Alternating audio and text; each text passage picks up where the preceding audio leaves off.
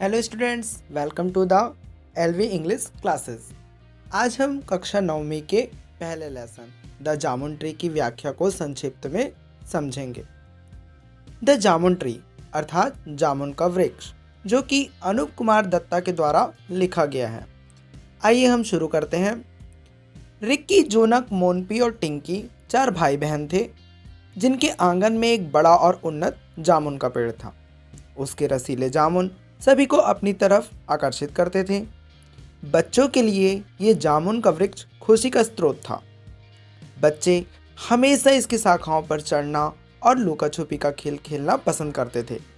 गर्मी में आंगन में खेलकर थक जाने के बाद वे उसकी छाया में विश्राम करते थे।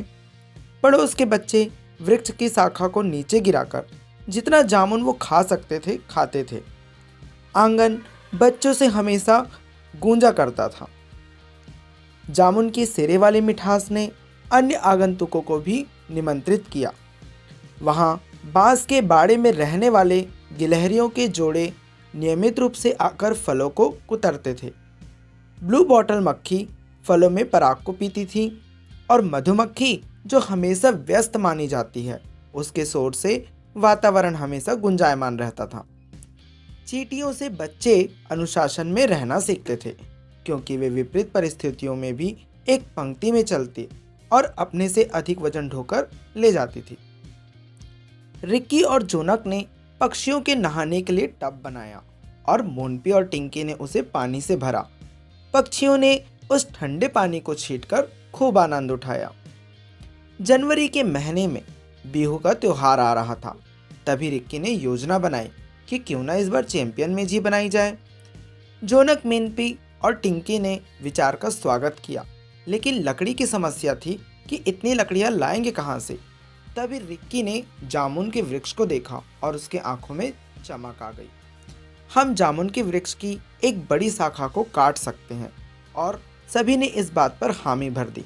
लेकिन उन्हें बड़ों के क्रोध का भय भी था और समय पर्याप्त नहीं था। अचानक उनकी दादी माँ कलकत्ता में बीमार पड़ गई और उनके माता पिता ने घर की जिम्मेदारी और उन्हें सौंपकर वहां चले गए। दूसरे दिन शनिवार था। बच्चे अपने पड़ोसी से एक अतिरिक्त कुल्हाड़ी मांगकर आपस में कार्य को बांट लिए।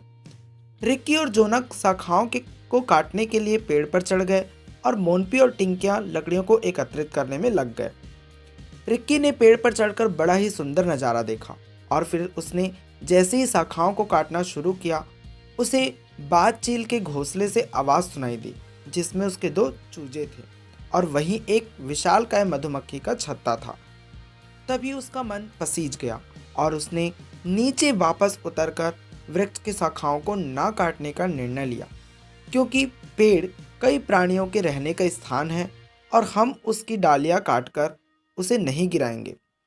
सभी इस बात पर सहमत हुए और माता पिता के आने के बाद उन्होंने पिताजी को सारी बात बताई और उनके पिताजी ने उनके निर्णय से बहुत खुश हुए और उनके लिए जामुन, आम, अमरूद और कटहल के 4 पौधे लेकर आए, जिन्हें बच्चों ने आंगन के चारों ओर गड्ढे करके लगा दिए और वादा किया कि सुबह शाम इन पर हम पानी डालेंगे और समय समय पर इसे खाद भी देंगे। Thanks for watching.